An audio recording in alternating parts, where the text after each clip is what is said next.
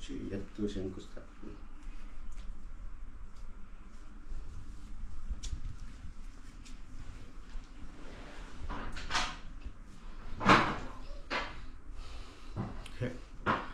Healing వాస్తు తెలుగుకి స్వాగతం మిత్రులారా.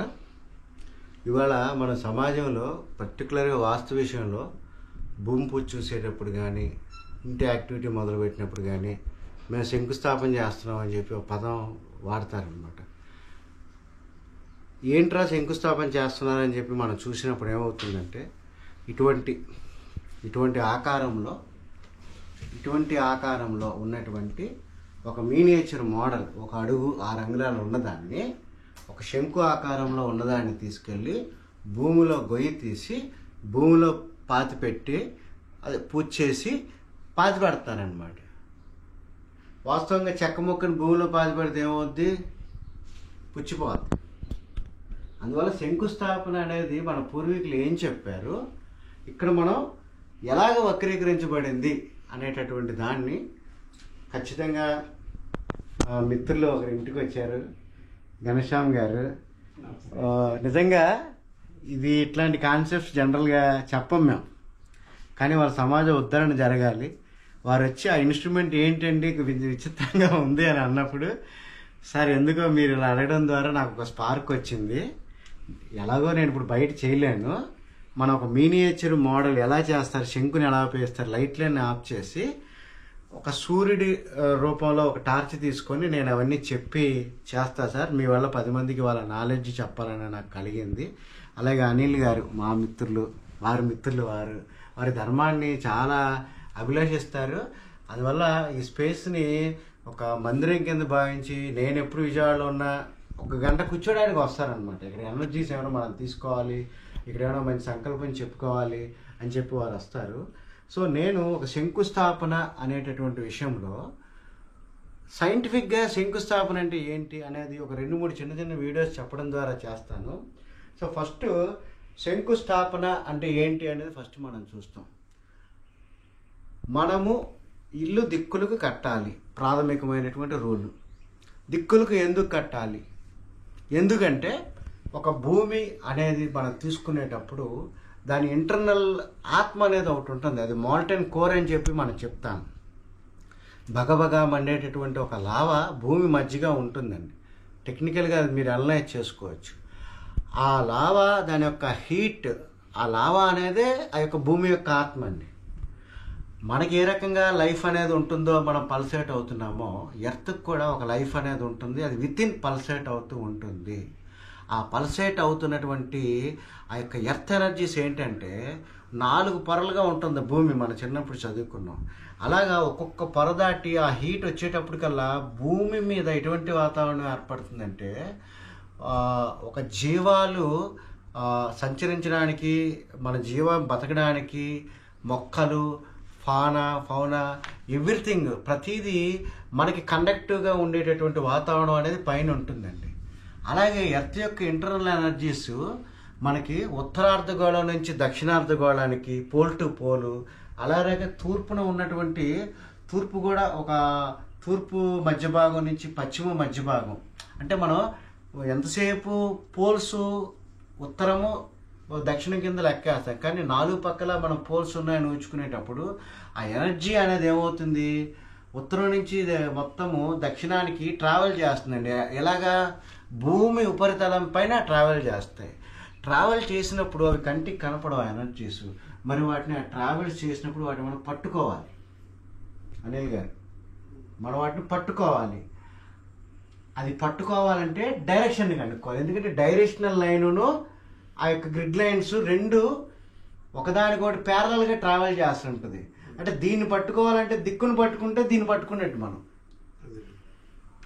సో ఇవాళ మనం దిక్కును పట్టుకోవాలి కాబట్టి, దిక్కును పట్టుకుంటే ఆ యొక్క గ్రిడ్ లైన్స్లో ట్రావెల్ చేసే ఎనర్జీ కూడా ప్యారలల్గా, అంటే ఆల్మోస్ట్ డైరెక్షనల్ లైన్స్లో ప్రయాణం చేస్తాయి. కాబట్టి మనము ఆ యొక్క డైరెక్షనల్ లైన్స్లో గ్రిడ్ రూపంలో ఇన్విజిబుల్గా ట్రావెల్ చేసేటటువంటి ఎర్త్ ఎనర్జీస్ ఏవైతే ఉన్నాయో ఆ యొక్క ఎర్త్ ఎనర్జీస్ని ఒడిసి పట్టాలి మన ఇల్లు.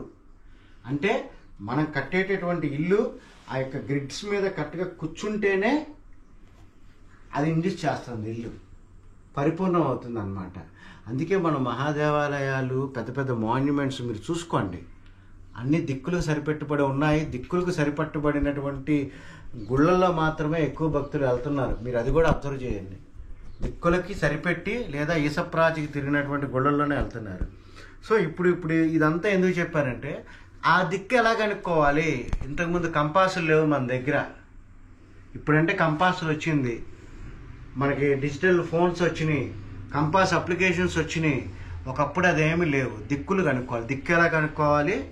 సూర్య సంచారాన్ని బట్టి ఒక ఓపెన్ స్పేస్లో చక్కగా మనకి మేఘాలు అలాంటివన్నీ లేకుండా ఒక క్లియర్ డేగా ఉన్న టైంలో మనము ఈ యొక్క ఐటెంని ఒక ఓపెన్ ల్యాండ్లో పెట్టడం ద్వారా సూర్యుని యొక్క ఉదయపు నీడ దీని మీద పడడం ద్వారా ఒక మార్కు ఈ యొక్క సర్కిల్ యొక్క ఇటుపక్క, అదే రకంగా ఆ యొక్క తూర్పు నుంచి సంచారంలో వచ్చేటప్పుడు ఆ యొక్క మధ్యాహ్నం పూట నీడ ఈ షాడో నుంచి ఇటుపక్క పడడం వల్ల రెండింటిని జాయిన్ చేయడం ద్వారా వచ్చే లైన్ ఉత్తరం దిక్కు అయ్యేది. ఆ ఉత్తరం దిక్కు వచ్చిన తర్వాత దాని నుంచి ఫిష్ కటింగ్ చేయడం ద్వారా మిగతా ఇంకా 2 డైరెక్షన్స్ని తూర్పు పడమని మనం సాధించేవాళ్ళం అండి. సో ఇప్పుడు ఈ యొక్క వీడియో 2-3 భాగాలుగా చెప్పడం జరుగుతుంది. ఒక్కసారిగా చెప్పినా మీకు అర్థం కాదు. సో దీని పేరు శంకు. వెనక నేను చూపెట్టినాను. దీని పేరు శంకు అండి. దిస్ ఈజ్ ద శంకు. ఈ శంకు అనే దానికి హైట్కి, భూమి యొక్క సర్కంఫరెన్స్కి, మన సృష్టిలో ఉన్నటువంటి ఒక రిథమ్, ప్రకృతి యొక్క వైబ్రేషన్కి నుంచి ఇది తీసుకున్నామండి. ఇది ఆషామాషి కొలతలతో తీసుకుంది కాదు. ప్రకృతిలో ఉన్న వైబ్రేషన్ నుంచి తీసుకొని కిష్కుహస్త ప్రమాణంగా తీసుకున్నది అనమాట. కిష్కుహస్త ప్రమాణం అంటే 24 అంగుళాలు. మన ఇంగ్లీష్ అంగుళాలు కాదు, మన శాస్త్ర పరిభాషలో యూజ్ చేసేటటువంటి అంగుళాల్లో పూర్ణంగా ఉన్నటువంటి కిష్కుహస్త అని చెప్తాం అనమాట. ఇది ఈ హైట్ అనేది స్పేస్ వైబ్రెన్సీ అనమాట. ఈ యొక్క స్పేస్ వైబ్రెన్సీ ఏదైతే ఉన్నదో, ఈ యొక్క స్పేస్ వైబ్రెన్సీకి ఈ యొక్క సర్కంఫరెన్స్ ఆఫ్ ఎర్త్కి ఒక రిలేషన్ ఉందండి. ఎగ్జాక్ట్గా భూమి యొక్క సర్కంఫరెన్స్ కూడా మనం కాలం అనేది చూసుకున్నప్పుడు 24 అంగుళాల కింద మనం డెరివైవ్ చేస్తాము. అందువల్ల దీని ఒక హైట్ ప్రామాణికంగా తీసుకున్నాము. ఈ హైట్కి సరిపడే మన రేడియస్ అనేది ప్రామాణికంగా తీసుకుని ఒక సర్కిల్ గీసినప్పుడు this circle represents the earth. This is the circumference of the earth. ఇక్కడ దీన్ని ఇప్పుడు ఏ రకంగా చూస్తాము. ఇది చేసేటప్పుడు ముఖ్యంగా మనం తెలుసుకోవాల్సింది ఏంటంటే, మనం ఎక్కడైతే ఏ పరిధిలో అయితే ఇది మనం చేస్తున్నామో ఆ యొక్క పరిధి ఏదైతే ఉన్నదో ఆ యొక్క పరిధి మొత్తము ఒక ఈవెన్ లెవెల్లో ఉండాలండి. మనం చేసేటటువంటి గ్రౌండ్ ఒక ఈవెన్ లెవెల్లో ఉండాలి. ఎందుకంటే అనీవెన్గా ఉన్నప్పుడు ఆ షాడోది మనకు కొంచెం తేడాగా అది కూడా మెలుగు తిరుగుతుంది. అనీవెన్గా ఉన్నప్పుడు షాడో కూడా మెలుగు తిరుగుతుంది అనమాట. అందువల్ల మనము ఇది చేసేటప్పుడు వాతావరణం క్లియర్గా ఉండాలి బయట, అదే రకంగా భూమి ఒక ఈవెన్ లెవెల్గా ఉండాలి. ఒకసారి తీసిరమ్మా చూడండి. నేను నా ఇంటి గ్రౌండ్లో చూపెడుతున్నప్పుడు ఇల్లంతా ఈవెన్ లెవెల్లో చేయించాను. పైనుంచి సైడ్ నుంచి చూపెడుతున్నాను, సైడ్ నుంచి క్లోజ్గా చూపెట్టుకుంటున్నా. చూడండి, ఆ బబుల్ అనేది ఈవెన్ లెవెల్లో ఉంటేనే సెంటర్లో ఉంటుంది అనమాట, లేకపోతే ఉండదు. అలాగే పైనుంచి చూపెట్టినాను.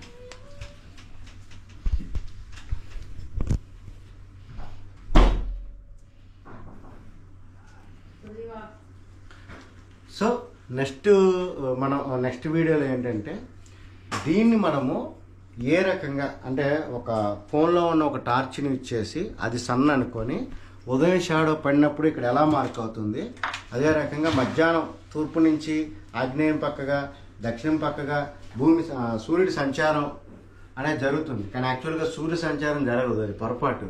సూర్యుడు లీనియర్గా కాన్స్టెంట్గా ఉంటాడండి. భూమి యాంటీ క్లాక్ వైజ్ డైరెక్షన్లో భూమి ఇలా తిరుగుతూ ఉండడం వల్ల సూర్యుడు ఇలా వస్తున్నట్టు అనిపిస్తాడు. యాక్చువల్గా సూర్యుడు అసలు కదలడు. సూర్యుడు లీనియర్ పాత్రలో యశ్వన్ అలా వెళ్ళిపోతాడు. ఇతను యొక్క లీనియర్ పాత్రను పట్టుకోవడానికి భూమి అతని చుట్టూ స్పైరల్గా తిరుగుతూ వెళ్తుంటుంది. అర్థమైందా? అందుకని ఆ స్పైరల్ పాత్ అందుకు వస్తుంది. ఎందుకంటే ఈయన వెళ్ళిపోతుంటాడు.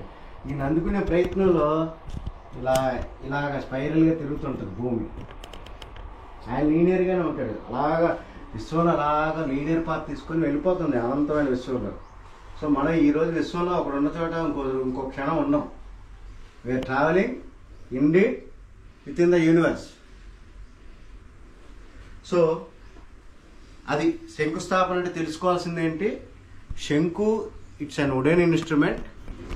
By using this wooden instrument we are finding the directions by using the rotation of the sun.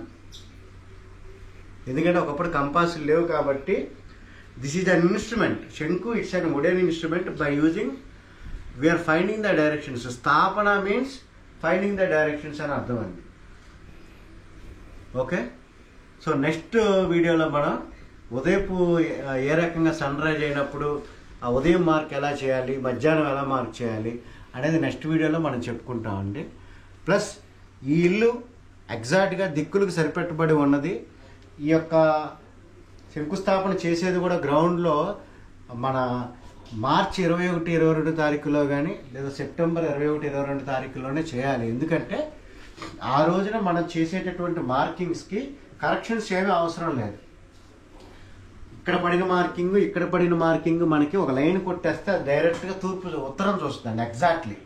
ఆ 2 రోజులు మాత్రమే భూమి మీద equal day and night record అవుతుంది. ఈక్వినాక్సెస్ అంటాం అనమాట మనం. ఆ 2 రోజులు మాత్రమే ఇది. మిగతా 363 రోజుల్లో ఎప్పుడు చేసినా సరే ఉత్తర దక్షిణాయన వ్యత్యాసం ఏదైతే ఉన్నదో దాన్ని మనం సరిచేసి అక్కడ మనం సరిచేసుకొని అది సాధించాలి. సో ఇక్కడ ఇల్లు అదే రకంగా ఇక్కడ ఉన్నటువంటి ఈ టైల్స్ అన్ని దిక్కులకు సరిపెట్టి ఉన్నాయి కాబట్టి ఇదే పెద్ద గ్రిడ్ లైన్. ఇక్కడ భూమి యొక్క గ్రిడ్ లైన్స్ ట్రావెల్ చేస్తున్నాయి, ఇక్కడ ఎనర్జీ ట్రావెల్ అవుతుంది ఇక్కడ. సో నెక్స్ట్ వీడియోలో మనం దీన్ని సైంటిఫిక్గా దిక్కు ఎలా కనుక్కుంటాం, ఆ పాయింట్స్ ఎలా తీసుకుంటాం అనేది మనం చూద్దాం. Thank you.